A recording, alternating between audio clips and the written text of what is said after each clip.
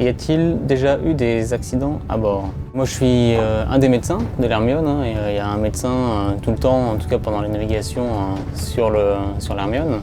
Donc s'il y a un médecin, c'est que quelquefois il y a des accidents, mais pour l'instant, heureusement, il n'y a rien eu de grave. Les gabiers, les marins, là, ils utilisent beaucoup leurs mains, il y a beaucoup d'efforts physiques à faire pendant leur quart, donc quelquefois il y a un peu de casse sur les doigts, il peut y avoir des chutes aussi sur le pont, avec des douleurs à l'épaule, aux articulations.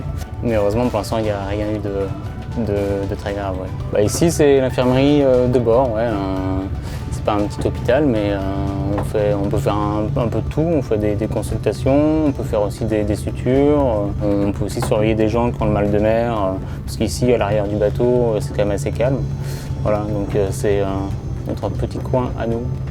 C'est que des petits bobos. Après, les gros accidents, on va les prévenir, on fait de la prévention. On essaye d'éviter les incendies, par exemple. Après, on va essayer d'éviter de couler aussi. Une fois par semaine ou tous les 10 jours, il y a des exercices incendie.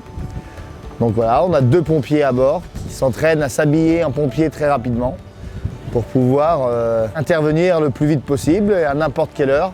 Si on a un départ de feu à bord de l'Hermione est en bois en plus, donc il n'y a pas de temps à perdre, parce que les pompiers en mer, ça n'existe pas. Encore plus dangereux, c'est quelqu'un qui va tomber par-dessus bord. Donc là, tous les jours, on fait au moins un exercice par jour. Là, c'est vraiment très très intense. Le mob, c'est le Zodiac Orange à bord. Et ce bateau-là, il est dans l'Hermione. Et on va s'entraîner à le mettre à l'eau le plus rapidement possible pour pouvoir aller chercher notre personne, notre matelot ou autre, qui est tombé par-dessus bord. C'est jamais arrivé, non. Donc on croise les doigts, l'eau elle est froide, il y a des poissons qui peuvent nous manger les pieds. Donc ça on évite. Et le grand mot, c'est on s'entraîne toujours à ne pas faire d'accident. Est-ce qu'on dort bien en hamac? La réponse c'est bien sûr que oui. J'ai jamais été aussi heureux que dans un des hamacs de l'Hermione. Avec le hamac, on est bercé par le roulis et ça épouse parfaitement la forme du corps et on a pas mal au dos. Voici mon hamac où je passe mes nuits à côté de mes copains. Oh. Milieu instable mais des plus confortables. Au début de chaque voyage, je commence par régler mon hamac parce que c'est important de bien dormir dedans, à la bonne hauteur, qu'il soit assez plat.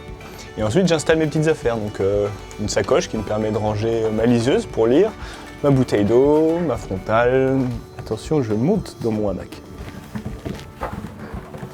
Très confortable de dormir en hamac, c'est beaucoup mieux qu'en banette parce qu'on a la gîte, enfin le bateau qui fait comme ça.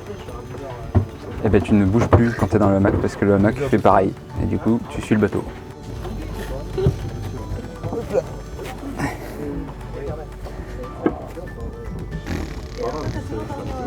Il y a autant de manières de descendre de son hamac qu'il n'y a de personnes sur ce bateau. Ouais, ce que j'aime bien quand j'entends la douce voix de la personne qui me réveille, j'émerge tranquillement, je me laisse balancer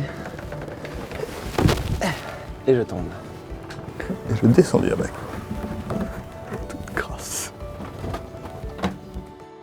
Est-ce que l'Hermione peut chavirer?